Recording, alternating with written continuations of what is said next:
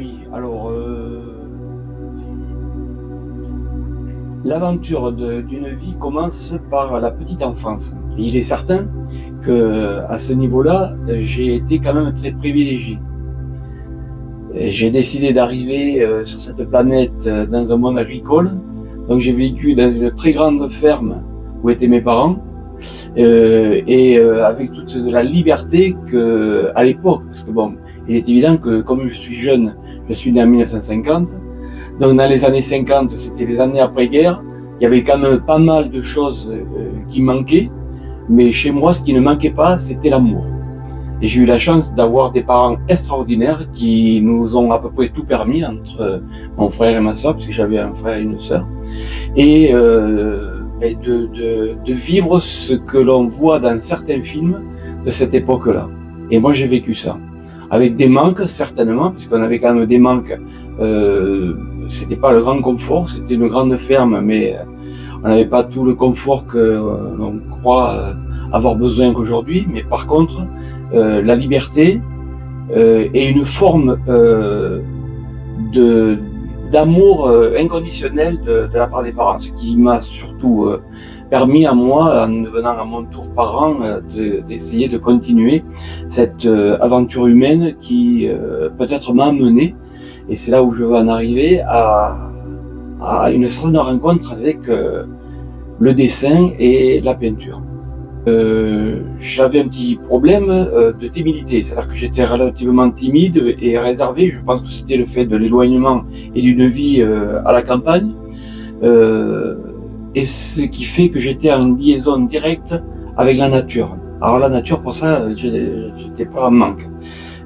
J'adorais aller découvrir les papillons, les fleurs, j'étais parti dans un principe où pour moi, il ne fallait pas détruire. Donc, j'ai toujours été un défendeur de la nature telle qu'on peut la protéger encore aujourd'hui. Et ce qui fait que quand ma mère me disait va me chercher des fleurs, ou comme on fait un petit enfant vis-à-vis de sa maman, non, moi je n'y allais pas. Parce que je ne voulais pas tuer les fleurs, parce que j'avais toujours l'impression que ramasser une fleur c'était la tuer. Donc je ne la tuais pas et je prenais un petit carnet, un crayon, et j'allais dessiner les fleurs. Bon, au début, c'était des petits dessins d'enfants, mais qui sont rapidement devenus des dessins assez intéressants que je colorais quand j'arrivais après à la maison, et qui me donnaient une force dans cette créativité que j'ai développée au fil de ma vie. Les années ont vite passé, sachant que à partir de l'âge de 7 ans et demi, mes parents agriculteurs n'avaient plus tout à fait le temps de s'occuper de moi, et pour me garantir une scolarité plus équilibrée, ils ont eu la bonne idée de me mettre en pension chez les frères, et ce qui fait que je suis parti dans un établissement de la 7e en terminale, donc en pensionnaire. Mais la pension par rapport à ce que vous vivez aujourd'hui, ou ce que les jeunes vivent, c'était quand même tout à fait autre chose. Il faut savoir que quand on rentrait dans un pensionnat, on y rentrait à la rentrée scolaire, on sortait à Noël, et on sortait pour les grandes vacances. Parce que même Pâques était souvent sauté. Ce qui veut dire que on ne revoyait pas ses parents pendant quelques mois, les mois de l'année, sauf la partie fin d'année, Noël. Alors ça, c'était certainement la chose que j'ai trouvée la plus difficile. Pourquoi ? Parce que je me suis retrouvé enfermé dans un établissement où la nature était peut-être un peu éloignée, même si c'était quand même dans une petite ville, mais le manque de contact physique humain a été très très difficile. On acquiert une forme d'éducation et d'enseignement, mais ça n'est peut-être pas tout à fait ce que recherche un enfant, surtout quand on est jeune. Bon, il est évident qu'après, j'avais des choix à faire. Je fais partie de ces gens et de cette époque où le service militaire était encore une obligation, parce que il y a quand même quelques années. Et alors là, pour pas perdre un an, parce que on partait pour un an, et un an, quand on est jeune comme ça, un peu sauvage, on a l'impression que on va perdre du temps, ou on va pas, on n'avait pas le choix. Et moi, j'ai choisi de partir en coopération, alors d'une façon très originale chez les parachutistes. Ça, il fallait oser, mais enfin, bon, ça nous a permis de découvrir des choses certaines et partir sur l'outre-mer.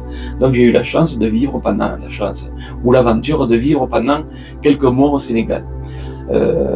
C'est ce qui m'a permis surtout de faire des rencontres extraordinaires, puisque là-bas, je me suis engagé surtout à apporter tout ce que je pouvais apporter d'humain à tous les gens que l'on voulait rencontrer. Et à Dakar, dans les léproseries, je me suis engagé à aller les visiter au moins une fois tous les 15 jours. Et on n'était pas tellement nombreux, même qu'on soit presque 6000 bidas là-bas. On ne devait même pas être une dizaine à vouloir avoir choisi et à vouloir aller rencontrer ce genre de situation.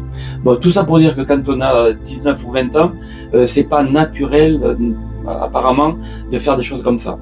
Et c'était déjà pour dire qu'il y avait quand même un engagement dans ma vie qui me permettait d'être dirigé vers quelque chose qui, pour moi, était naturel. Ça n'était pas très naturel ni pour mes parents, ni pour mes frères et sœurs, mon frère et ma sœur, mais pour moi, oui. J'ai eu la chance d'avoir 18 ans en 1968. Bon, pour certains, et sur les jeunes, ça ne dit pas grand-chose. Pour les moins jeunes, ça ne dit pas non plus, parce que ce qui s'est passé en 68, à part de nous avoir fait nous amuser ou avoir eu l'impression de mettre des choses en place, ou au moins d'avoir une certaine rébellion et de faire passer les messages qu'on avait envie de faire passer. Mais ça, c'était à titre personnel, parce qu'en réalité, sur le plan global, je pense que ça n'a pas apporté grand-chose. Si, ça a ouvert des libertés et des libérations, au moins sur certains plans. On ne va pas les nommer, mais on peut les comprendre. Par contre, ce qui est intéressant, c'est que ça m'a fait rencontrer une personne que j'ai adorée et aimée. Et alors l'aventure, parce que je vais faire court, l'aventure, c'est que marié à 23 ans, et aujourd'hui, j'en ai 73, bientôt 74. Et bien, comme certains ne savent pas où maintenant c'est plus tendance, je suis toujours avec la même personne. Donc, il y a une chose qui est certaine et qu'il faut savoir, surtout essayer de communiquer aux jeunes qui ont peut-être des choix divers et puis peuvent être perdus dans ce genre de contexte, c'est que si on y met de l'amour, et s'il y a de l'amour au début, quand on rencontre quelqu'un, mais de l'amour, pas de l'amour, c'est avec un grand A, c'est-à-dire que c'est quelque chose de très profond et c'est quelque chose de très fort. On ne peut pas l'imaginer ni l'expliquer facilement parce que c'est une vibration qui est au-delà de l'humain, et pour moi. Pour que ça dure comme ça pendant plus de 50 ans, c'est qu'il fallait qu'il y ait quelque chose. Bon, alors aussi, petit secret entre un petit couple, on s'est promis, et ça c'est important, et on se promet encore, c'est qu'il fallait se séduire pendant toute notre vie. Quand on a 20 ans ou 25 ans, on est jeune, on est beau, et puis on se séduit facilement. Un peu plus tard, c'est un peu plus difficile. Mais non, c'est pas si difficile que ça. À partir du moment où on respecte cette règle-là, eh bien, on s'aperçoit que c'est une vérité qui continue à fonctionner. Et c'est peut-être ça que l'amour, c'est peut-être que ça, mais c'est suffisant pour nous permettre de vivre. J'ai eu la chance avec mon épouse d'avoir 2 enfants, maintenant qui sont bien sûr bien grands, qui se sont aussi mariés, qui ont aussi eu des enfants. Alors moi je suis dans la série garçon, c'est-à-dire que comme me dit ma femme, on n'avait que des graines de garçons chez nous, donc on n'a que des garçons. Donc moi j'ai eu 2 garçons, mes enfants ont eu un garçon, voilà, on continue. Bon, on va dire que le nom familial sera au moins conservé, c'est au moins qu'on puisse dire. Bon, à part ça, après la vie elle continue à se développer. J'ai choisi un métier qui me plaisait, qui était bien sûr à l'encontre de ce que mes parents attendaient de moi. Moi, j'avais des parents qui étaient agriculteurs. Et quand on a un garçon dans une famille d'agriculteurs, on aimerait bien que le garçon soit agriculteur. Bon, c'était une grande ferme, il y avait tout ce qu'il fallait, bien sûr, pour faire fonctionner cette ferme. Mais la seule chose qui ne fonctionnait pas, c'était moi. Moi, je ne pouvais pas admettre, ni je me ressentais pas l'âme d'un agriculteur. Peut-être que j'aurais dû, mais non, c'était pas ça. Alors, j'ai préféré prendre l'architecture. Bon, architecte, c'était pas quelque chose qui était accepté par environnement, ni mon entourage, mais bon, j'ai passé outre. Parce que c'était un choix et c'était mon choix. Et il est certain que, relativement jeune, parce que j'ai eu la chance. Alors, il faut savoir une chose, et ça c'est assez exceptionnel. J'ai eu toujours énormément de chance dans ma vie. Mais quand je dis énormément, énormément. Et des chances par les rencontres. Moi, je crois énormément aux rencontres. Il n'y a pas de hasard. Dites-vous que si vous rencontrez des gens dans votre vie, tenez-en compte. Parce que c'est vraiment quelque chose d'important, parce qu'on ne le comprend que trop tard ou souvent bien après que les chances soient passées. Il ne faut pas oublier que je vais avoir 74 ans. Donc, quand je parle de travail, et quand j'avais 24, 25 et 26 ans, il fallait arriver à trouver du boulot. Ça, c'était pas évident. Monter sa propre boîte d'entrée, c'était pas évident non plus. Et j'ai eu la chance de rencontrer des gens qui m'ont lancé dans des aventures qui étaient incroyables. C'était l'époque où les maisons en bois arrivaient en France. C'était les années 68, 70, 72, 75, voilà. Les maisons en bois, ossature bois, c'était pas quand même tellement tendance, et même c'était pas tendance du tout. Et moi, comme j'adorais, comme je l'ai dit tout à l'heure, toujours la nature, et tout ce qui était à base de nature m'interpellait, donc je me suis lancé à devoir réaliser dans une entreprise au début des constructions en ossature bois. Alors il est évident, j'ai eu toutes les contraintes et tous les blocages administratifs parce que c'était la France de la tradition où mettre des maisons en bois, oui, des chalets dans les montagnes, mais des maisons en bois même dans les Landes, alors que dans les Landes, qu'est-ce que c'est qu'il y a? Mais il n'y a que du bois, et le pin des Landes, c'est quand même une des forêts les plus grandes d'Europe. Et là, je me suis dit, attends, il y a quand même quelque chose, il faut faire passer, quand on est créateur et anarchie, il n'y a qu'un truc à faire, c'est d'essayer de trouver des choses que les autres ne font pas. Et l'administration, tout à fait résolue à ne pas nous aider, disait oui, mais on veut bien que vous fassiez des maisons en bois, à une condition, c'est que vous y mettiez des briques devant. Donc on faisait des maisons en ossature bois, et devant on bâtissait avec des briques pour faire que cette maison soit d'un aspect traditionnel. Donc aucun avantage, si ce n'est que dans la qualité de la construction ou dans l'isolation, de faire des maisons en ossature bois. Bon, donc j'ai abandonné par conflit administratif pour partir sur autre chose, en disant ben, je vais quand même alors revenir sur du traditionnel. Et là je me suis lancé avec mon agence sur des projets un peu originaux.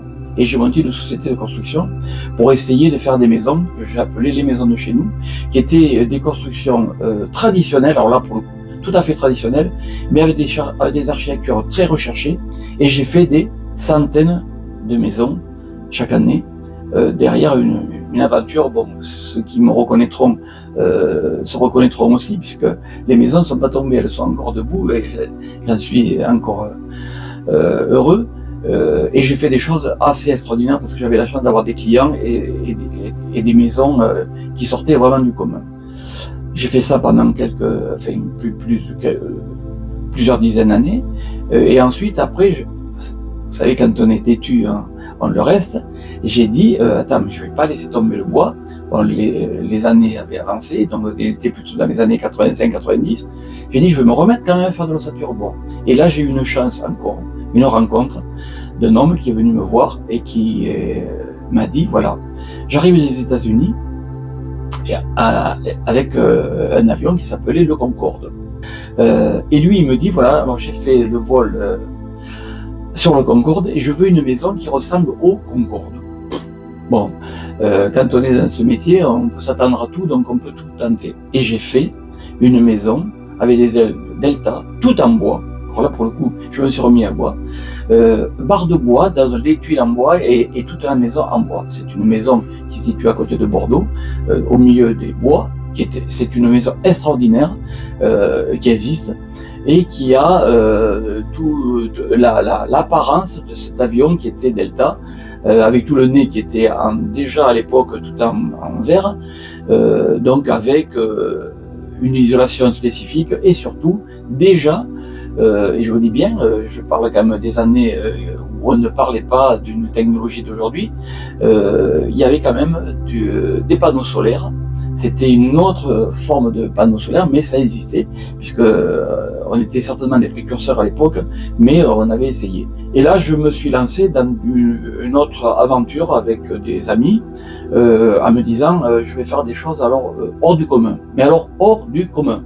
Donc ces projets-là, je ne nommerai ni les clients, ni parce que je dois respecter quand même, mais c'est des choses qui coûtent énormément d'argent. Quand je dis énormément d'argent, c'est des très grosses sommes. C'est des projets qu'un archi ne fait pas toute sa vie. Ça ne dure qu'une certaine période, mais déjà d'avoir cette aventure-là, c'est assez extraordinaire. Et je remercie la vie déjà de m'avoir offert cette chance-là.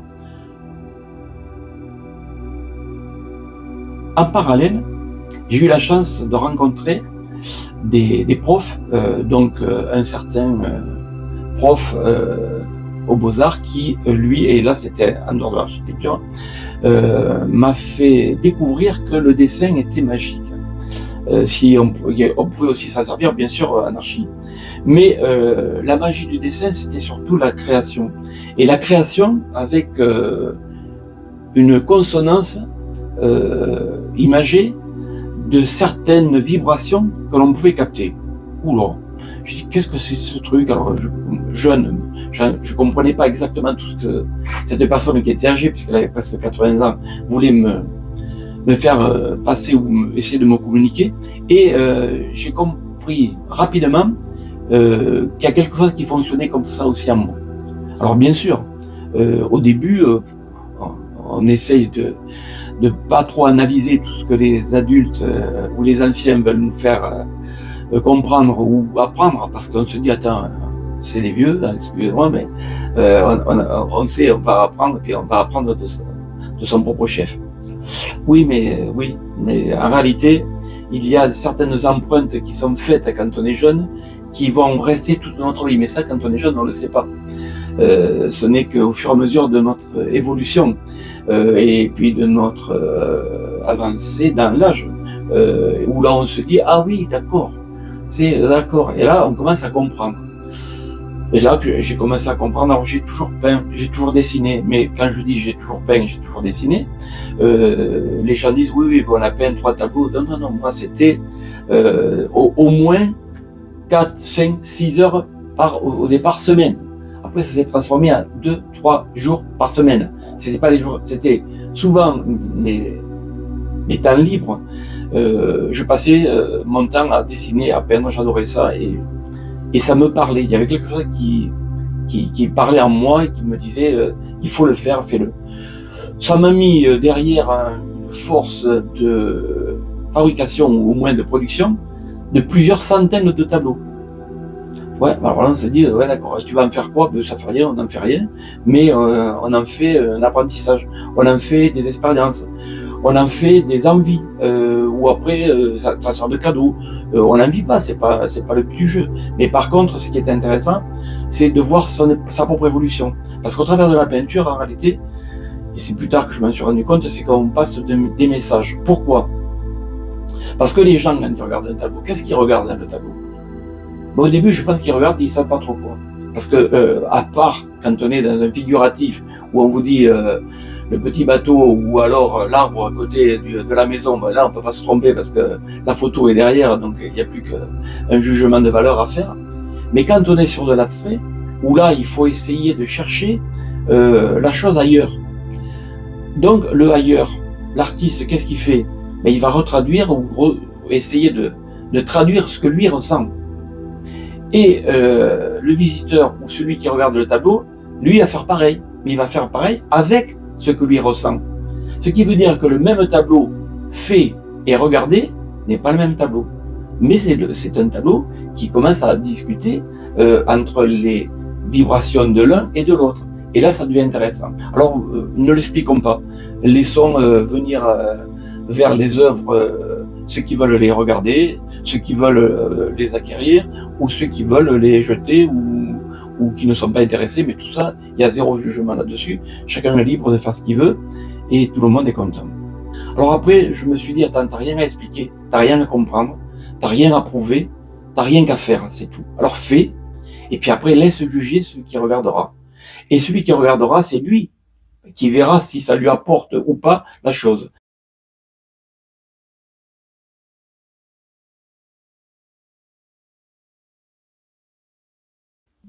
Alors je vais vous raconter peut-être deux aventures qui sont vraiment très particulières.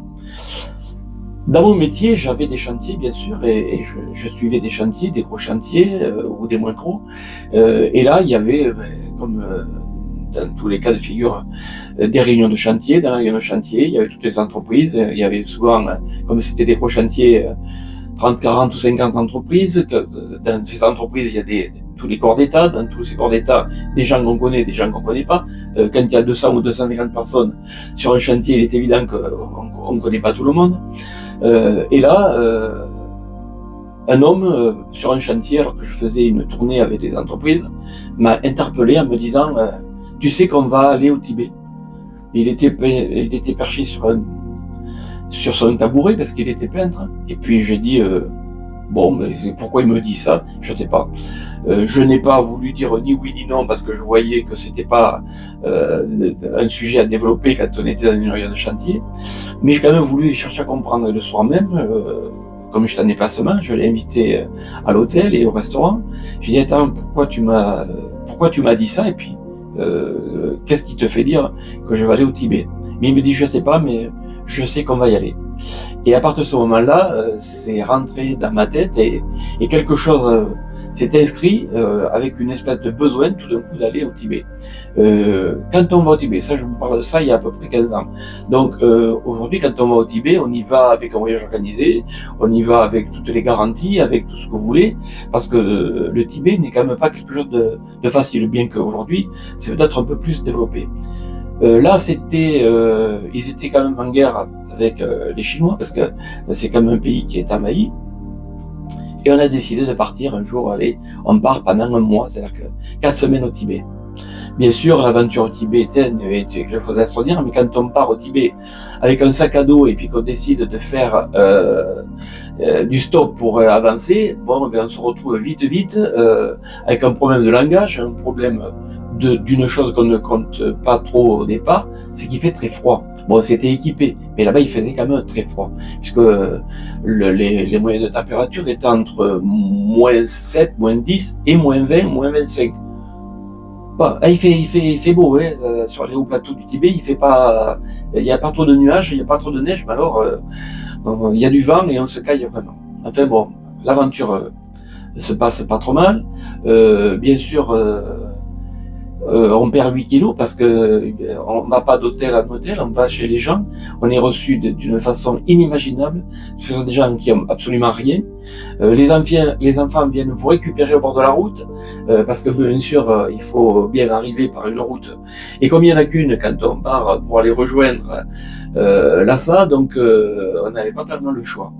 Et tous les soirs, on était récupérés par des enfants qui venaient sur la route nous amener dans leur maison, dans les petits villages. Enfin, c'était assez extraordinaire.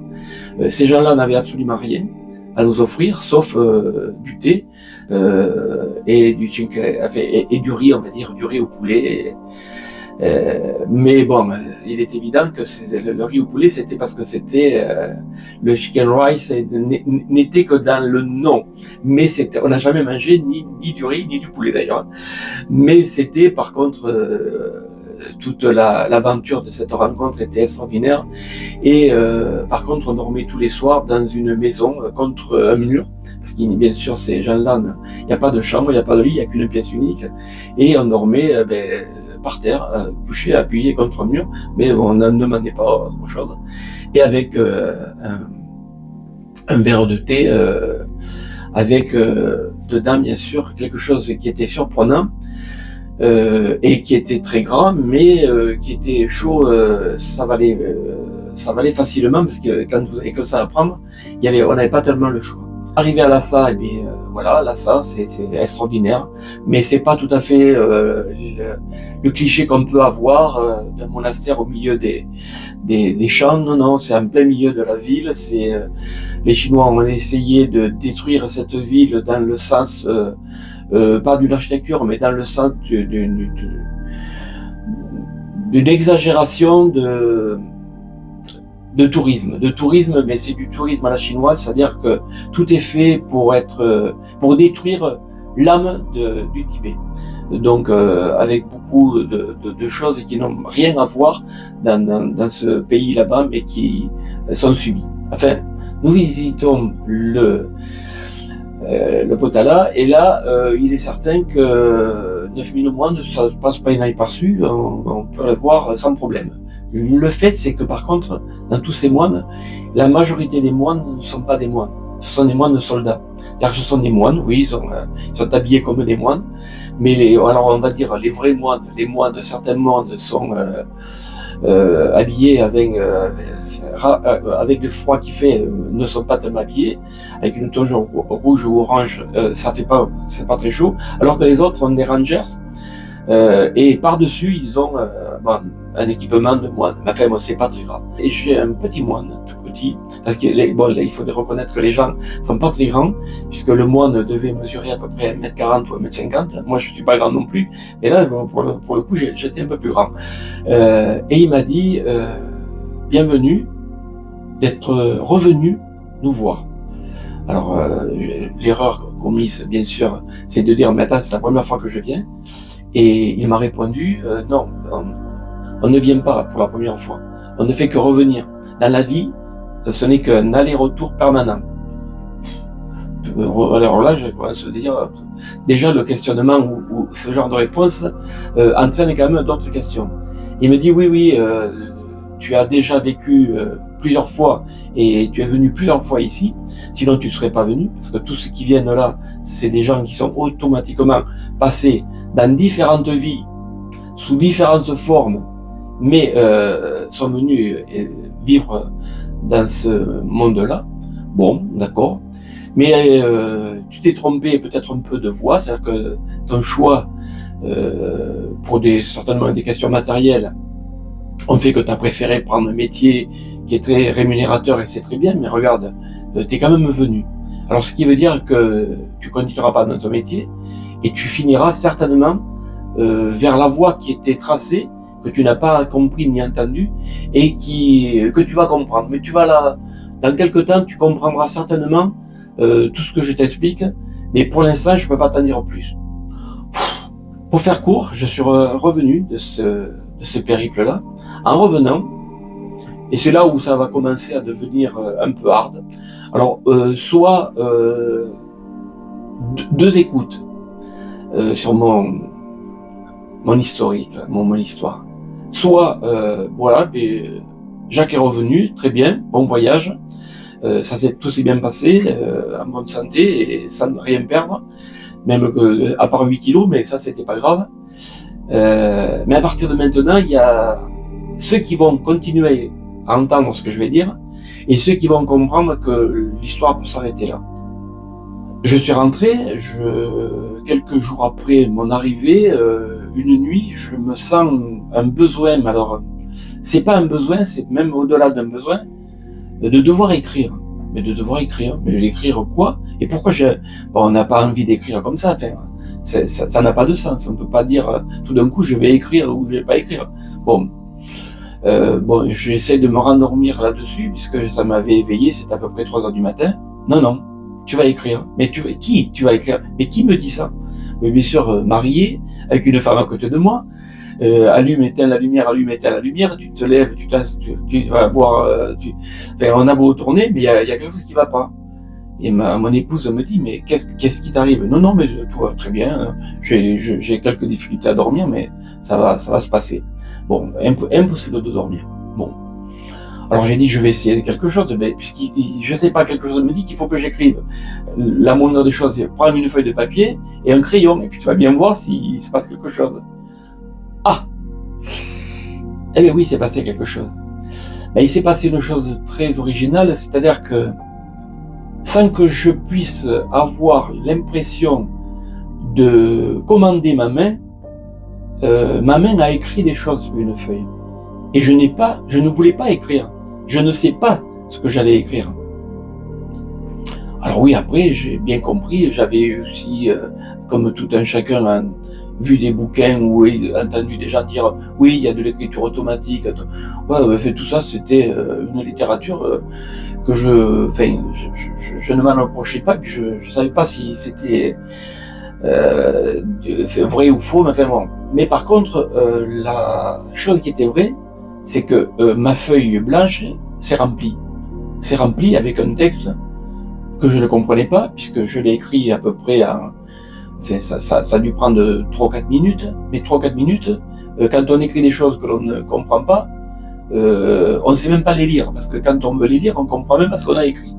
Enfin bon, c'est pas grave, j'ai écrit, j'ai posé mon papier, je me suis calmé, puis je me suis remis au lit, et puis j'ai essayé de dormir, que j'ai pas pu, mais c'est pas grave non plus.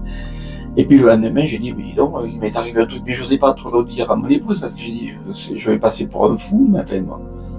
Il me tardait qu'une chose, en réalité, c'était la nuit d'après, pour voir s'il allait se passer quelque chose. Et là, je vous le donne à 1000. Bon, vous attendez tous à ce que je vous dise, il s'est rien passé, eh ben non, il s'est passé quelque chose.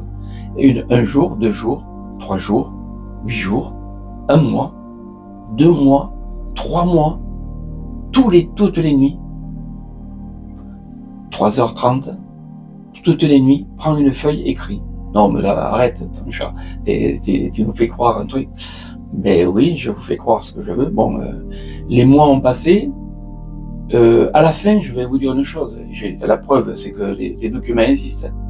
C'est que je n'allumais même pas la lumière pour écrire, puisque je ne savais pas ce que j'allais écrire. Je ne savais pas qu'est-ce qui allait se passer. Ça faisait un peu rire mon épouse, mais oui, ça a duré 1 an. 1 an. Bon. Je ne cache pas que de vivre à côté de quelqu'un qui subit ça, c'est pas très drôle. Je ne vous cache pas non plus que j'ai eu quelques questionnements autant de mon épouse que de mes enfants, qui se sont dit, attends, là, le papa, il a un problème. Alors, j'avais apparemment un problème de fatigue. Enfin, on a essayé de me trouver des bonnes raisons, mais tellement de bonnes raisons qu'à la fin, on me disait, oui, il faut peut-être quand même que tu ailles te faire une cure de sommeil ou de repos, parce que tu te rends compte, tu as écrit 365 pages. Oh, 365 pages. Ouais, 365 pages. Une par jour. Quand ça s'est arrêté, le jour où je n'ai plus écrit, ça manquait presque. C'est-à-dire que je tournais dans mon lit en disant, alors il se passe rien, pourquoi? Non, mais c'était fini. Bon, mais écrit 365 pages, sans savoir ce que j'avais écrit dessus. Alors ça, c'est quand même assez costaud. Bon, quelques semaines passent, et puis j'oublie un peu ça, parce que ça m'avait quand même un peu travaillé. Ma femme m'en parlait, elle me disait, mais qu'est-ce que tu as fait? Non, mais c'est passé. Et puis là, ça revient, quelque chose revient. Alors quand je vous dis ça revient, je vous expliquerai plus tard le pourquoi du comment, parce que vous allez dire, mais ouais, mais mon pauvre Dieu, qu'est-ce que c'est que, explique-nous. Mais expliquer l'inexplicable, c'est quand même un peu difficile. Mais par contre, ce que je peux expliquer, et qui est assez extraordinaire, c'est que je me sentais accompagné pendant ces moments-là, et après, même dans la journée, toujours accompagné. Bon, vu mon métier, vu mon environnement familial, et vu l'environnement même de mon boulot, il est évident que je me suis tue sur ce genre d'aventure. Parce que pour faire passer quelqu'un de fou, il y a rien de mieux. Bon, c'était pas très grave. Mais un jour, donc, ça m'est revenu. Alors, si j'étais peut-être dans les facilités qui m'étaient données pour dessiner, ça ne m'était pas aussi facile pour aller taper à la machine ou taper sur l'ordinateur.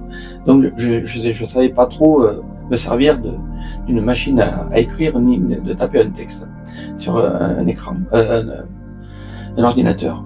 Et là, la même voix, je veux dire, ou le même ressenti qui m'avait fait écrire toutes ces pages, me dit va devant ton ordinateur et commence à écrire tout ce que tu as noté sur les feuilles.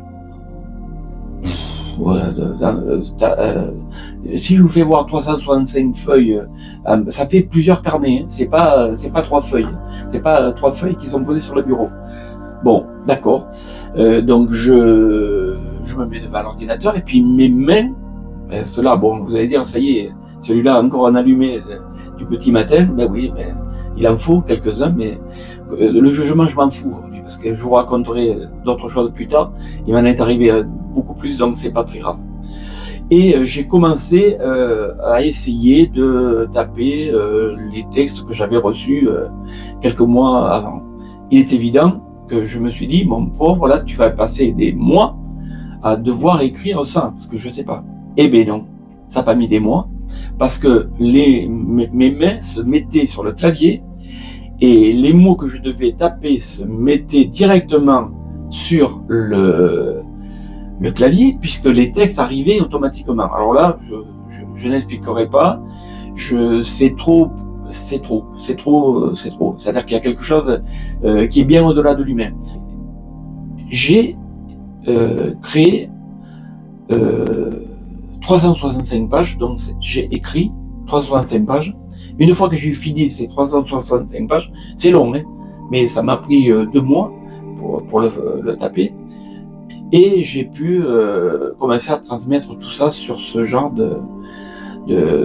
d'aventure là, qui était pour moi une sacrée aventure. Mais avant que je commence à écrire ça, on me dit attends. Alors quand je dis on, je peux pas vous dire qui parce que je sais pas. Mais on me dit à l'intérieur de moi, quelque chose me dit, tu vas faire aussi 365 dessins. 365 dessins. Mais pourquoi?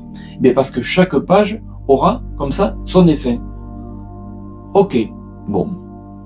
Eh bien, moi je suis prêt à faire tout ce qu'on veut à partir du moment où je suis dans la capacité de le faire.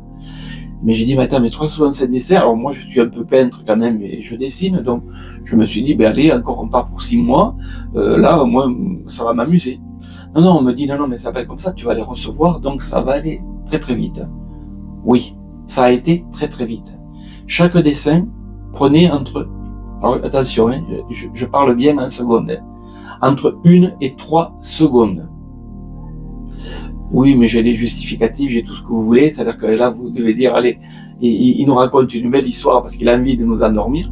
Non, mais j'endors personne, parce que les justificatifs sont là, et puis, par contre, ces dessins, il fallait que ça parle de quelque chose. Ah ouais? Ben, on va parler des petits oiseaux, et puis de la campagne, de la nature. Non. On va parler des énergies. Des énergies? Ah oui. Et oui, parce qu'on est fait d'énergie. Ah d'accord, bon, sûrement. Eh oui, alors on va essayer de faire un dessin on va faire quelque chose qui ressemble à de l'énergie, puisqu'ils veulent, il faut que je travaille de l'énergie. Ah oui, mais si mettons, en tant que peintre, on te dit, tu vas me faire un tableau fait d'énergie. D'accord, ah ouais, alors tu te dis, ouais, bon, on va bien trouver, au bout d'un moment, il y a quelque chose qui va sortir. Mais, sortir quoi? Et puis sur quelle base? Pour arriver vers quoi là il y avait trop de questions qui sont restées sans réponse parce que je n'avais même pas la réponse de ce que j'allais devoir faire et je n'avais même pas l'explication. Alors qu'est-ce que j'ai fait? Eh bien j'ai écouté ce que mon bras a dit et comme je vous ai dit tout à l'heure, je continue dans ma petite folie puisque certains vont penser que ça ne peut être que de la folie. Et je vous ai bien dit que j'ai reçu des messages la nuit avec une écriture automatique puisque je ne savais pas ce que j'écrivais.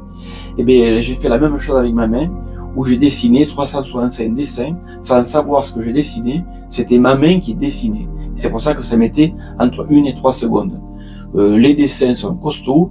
Alors pourquoi je peux dire que les dessins sont costauds? Parce que vous pouvez tous les voir.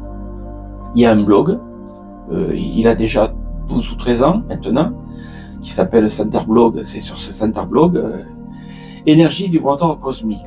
Wow, qu'est-ce que c'est ce truc? Pourquoi énergie? Pourquoi vibratoire? Et pourquoi cosmique? Mais c'est quoi ce truc? Eh bien oui, c'est encore un truc que j'ai écrit, et je ne savais pas trop ce que ça voulait dire, mais puisqu'il faut le dire, et puisqu'il faut le faire en avant, c'est quelque chose d'hyper puissant et concentré sur des couleurs qui sont inimaginables. On est au-delà de l'entendement. Je suis un artiste peintre, donc choisir des couleurs, on est dans des habitudes, on apprend. Mais là, c'était bien au-delà des habitudes, c'est au-delà de l'entendement. Bon, donc, alors, ça se termine comment l'histoire? Mais ça se termine simplement. Il y a un blog. Sur ce blog, il y a des milliers de gens qui sont venus me voir parce que je ne connais absolument pas. Je n'ai jamais signé mon nom. J'ai signé le canal, c'est-à-dire que c'est pas à moi, ça ne m'appartient pas. C'est quelque chose qui est passé par moi, mais qui n'est pas de moi. Autant l'écriture que le dessin, c'est quelque chose qui m'a été offert et que, à mon tour, j'essaye d'offrir. Après, les gens, ils en font ce qu'ils veulent, il n'y a pas de jugement, mais c'est quelque chose d'important.